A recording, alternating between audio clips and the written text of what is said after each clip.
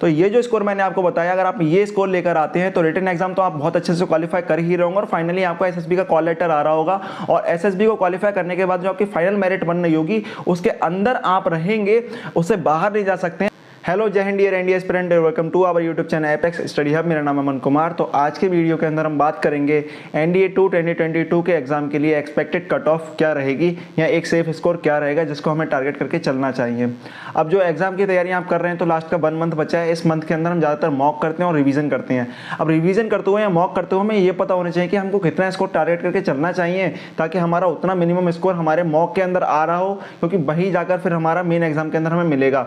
अगर उतना स्कोर आपका नहीं आ पा रहा है तो आपको फिर रिव्यू करने की जरूरत है और उसको और रिफाइन करने की जरूरत है कि गलती कहां पर हो रही है।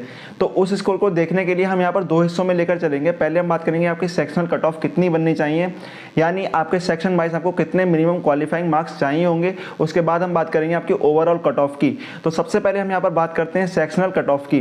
तो देखिए यहां पर हमारे जो एनडीए का पेपर होता है इसके अंदर 2 पेपर आपको देखने को मिलते हैं। एक होता है हमारा मैथ्स का और एक होता है जीएटी का। दोनों बिल्कुल सेपरेट होते हैं।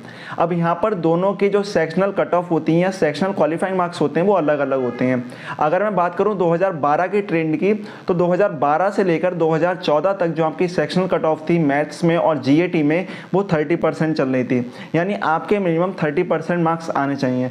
30% मार्क्स का मतलब ये है कि आपका अगर 300 नंबर का मैथ का पेपर है तो वहां पर आपके 90 मार्क्स आ रहे हो, और वहीं अगर हम बात करें आपके जीएटी के पेपर जो 600 नंबर का है तो उसके अंदर आपके 180 मार्क्स आ रहे हो।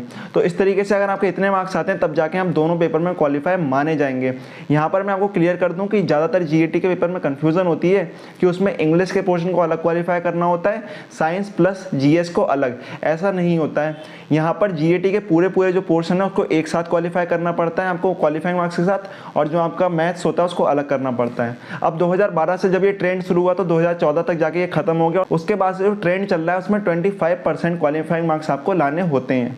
तो अगर इसी ट्रेंड को हम आगे पकड़ कर चलें तो आप अगर मिनिमम 25% क्वालिफाइंग मार्क्स लाते हैं तो आप सेक्शंस में क्वालिफाई कर जाएंगे। अगर आपको थोड़ा इसको सेफ लेकर चलना है तो आप 30% ही अपने मानकर चलिए, यानी आपको यहाँ मैथ के अंदर 90 मार्क्स लाने हैं मिनिमम सेक्शन क्वालिफाई करने के लिए, और जीएटी के अंदर 180 मार्क्स लाने हैं सेक्शन को क्वालिफाई करने के लिए। तो अगर आप सेक्शन क्वालिफाई कर लेते हैं तो इससे आपके 270 मार्क्स तो हो जाते हैं। अब बात आती है आपकी कट ऑफ की। लेकिन कट ऑफ पर चलने उससे पहले आपकी बात करूँ, जैसे आपका लास्ट का 1 मंथ बचा है तो इसमें अपनी प्रिपरेशन को आप बूस्ट तो करना चाहेंगे, तो इसके लिए आप ज्वाइन कर सकते हैं अनअकैडमी का अंतिम अभ्यास बैच।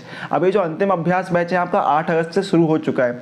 अब इस बैच के अंदर आपके लिए इंडिया के बेस्ट एजुकेटर से पढ़ने का आपको मौका मिल रहा है। यहाँ पर आपके लिए रिवीजन चल रहा है आपका, तो रिवीजन आप आराम से कर सकते हैं लास्ट के 1 मंथ के अंदर। इसके अलावा आपके प्रीवियस ईयर क्वेश्चन का डिस्कशन या प्रीवियस ईयर क्वेश्चन आपके मिलेंगे यहाँ पर। इसके साथ ही जो बैच आपको ज्वाइन करना है तो यहाँ पर आपका 9 अगस्त से लेकर 12 अगस्त तक यहाँ पर एक्सटेंशन ऑफर चल रहा है। अब एक्सटेंशन ऑफर में आपका बहुत सारा फायदा होने वाला है। देखिए नॉर्मली अगर आप कोई भी सब्सक्रिप्शन लेते हैं तो आपको 10% डिस्काउंट मिल जाता है एपेक्स कोड यूज करके, पर एक्सटेंशन ऑफर के अंदर अगर आप 9 अगस्त से लेकर 12 अगस्त के बीच में अनअकैडमी का 6 मंथ का सब्सक्रिप्शन लेंगे तो 1 मंथ का, 12 मंथ का लेंगे सब्सक्रिप्शन तो वहां पर 3 मंथ का, और अगर आप 24 मंथ का सब्सक्रिप्शन लेते हैं तो वहां पर आपको 6 मंथ का एक्सटेंशन मिल जाएगा, यानी आपको 6 मंथ उस पर फ्री मिल जाएंगे। इसी तरीके से अगर 12 मंथ का लेते हैं तो 3 मंथ और एक्स्ट्रा मिल जाएंगे, और अगर 6 मंथ का लेते हैं तो वहां पर 1 मंथ आपको और एक्स्ट्रा मिल जाएगा। तो इसको अवेल करने के लिए आपको डिस्क्रिप्शन बॉक्स में दिए गए लिंक पर जाना होगा और 9 अगस्त से लेकर 12 अगस्त के बीच में इस सब्सक्रिप्शन को आपको लेना होगा ताकि आप इस एक्सटेंशन ऑफर का फायदा उठा सकें। इसके बाद अगर हम आइकॉनिक सब्सक्रिप्शन के बेनिफिट्स की बात करें तो वहां पर आपके लिए सबसे पहले इंडिया के बेस्ट एजुकेटर से पढ़ने का मौका तो मिलता ही है, साथ में वहां पर आपके डाउट सॉल्विंग सेशंस होते हैं, यानी अपने डाउट को सॉल्व कर सकते हैं। 1-on-1 मेंटरशिप आपको मिल जाती है, फोकस्ड टेस्ट सीरीज आपको मिलेगी वहां पर, और जो प्लस के जितने भी वहां पर आपको बेनिफिट्स हैं वो तो सारे इंक्लूड उसके अंदर होते ही हैं। इसके अलावा आपके लिए एक और एक्स्ट्रा चीज है, वो है आपका वीडियो इंटरव्यूज। तो आपको वीडियो इंटरव्यूज देने का मौका मिलेगा जिससे आपने इंटरव्यू की प्रिपरेशन भी कर सकते हैं। बात करते हैं हमारे कट ऑफ की। तो अगर मैं कट ऑफ के डिस्कशन की बात करूं तो मैं आपके लिए स्क्रीन पर दिखा देता हूं कि 2012 से कट ऑफ किस तरह से चेंज हुई। अब यहां पर मैं आपको एक बात बता दूं कि यूपीएससी अनप्रेडिक्टेबल होता है, क्योंकि आप सीधे उसको ऐसे प्रेडिक्ट नहीं कर सकते इतनी आसानी से, और इवन तब जब एग्जाम हुआ भी नहीं है। तो हम सिर्फ एक रफ स्कोर लेकर चल रहे हैं। यहाँ पर मैं ऐसा नहीं कह रहा हूं कि इतना स्कोर आ ही जाएगा, पर मिनिमम हमको इतना मानकर चलना चाहिए कि यार इतना तो लेकर आए हम प्रीवियस ईयर के पेपर को देखकर। 2012 से लेकर ये कैसे कैसे चेंज हो रहा है उसको हम देखते हैं ताकि एक अंदाज़ा लगा सकें। तो 2012 के सेकंड पेपर के अंदर था ये 335, देन 13 के में हो गया ये 333, फिर 13 के सेकंड में हो गया 360, फिर 14 के पहले पेपर के अंदर हो गया 360, उसके बाद ये काफ़ी ड्रॉप हुआ और 283 पहुंचा। वही मैं आपको यहाँ पर बताना चाहूँगा कि ये ड्रॉप क्यों होता है या एकदम से हाइक क्यों आता है।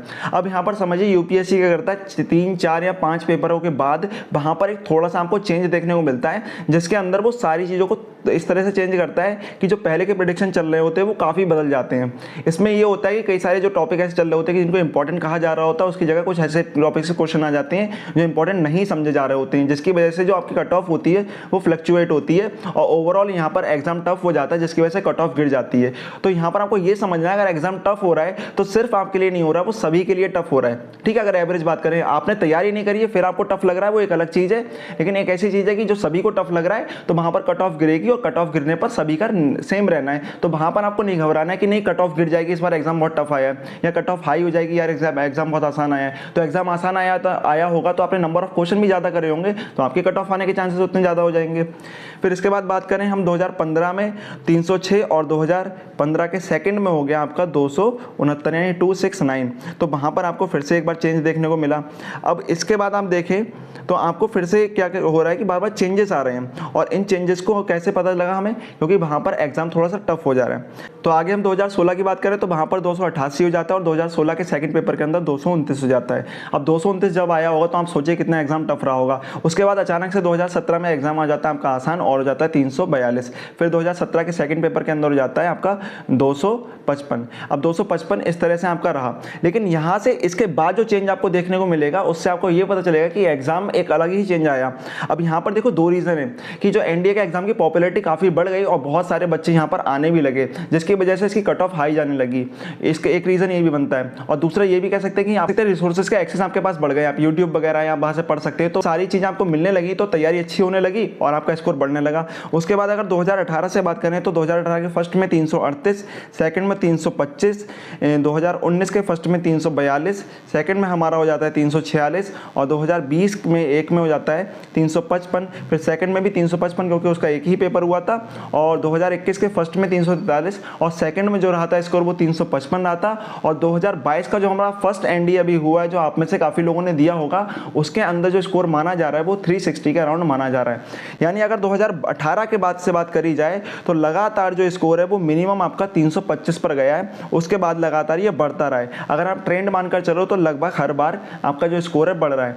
तो अगर हम पिछले 6 से 7 एनडीए के एग्जाम के लेवल को ही मानकर चलें और ऐसा ही लेवल अगर कंटिन्यू रहता है तो आपके 370 स्कोर मिनिमम रहना चाहिए। अब 370 स्कोर आपका मिनिमम हो गया, पर आप समझिए कि आपको इतना स्कोर लाना है ताकि जो आपको फाइनली आपके इंटरव्यू में भी हेल्प कर रहा हो और आपको आपकी मनचाही ट्रेड भी मिल रही हो। तो आपको ये करना होगा कि आपको मिनिमम 400 मार्क्स मानकर चलना होगा।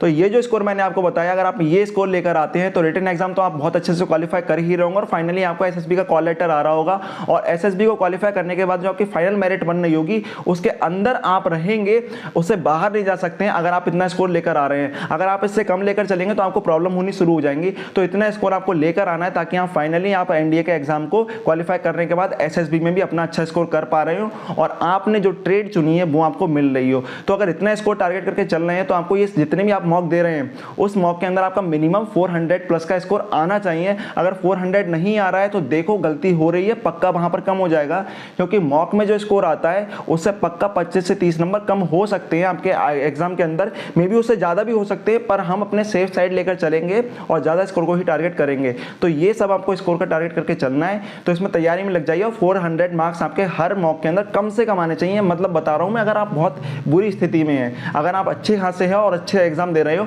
तो मिनिमम आपके 450 आने चाहिए। ठीक है, इसी तरीके से आपको प्रिपरेशन करनी है। अगली वीडियो के अंदर मिलेंगे हम और बात करेंगे यहाँ पर PYQ क्वेश्चन की जो हमारे चल रहे हैं। इसके साथ ही अपनी तैयारी में लगे रहें। मिलते हैं अगली वीडियो में, तब तक के लिए जय हिंद।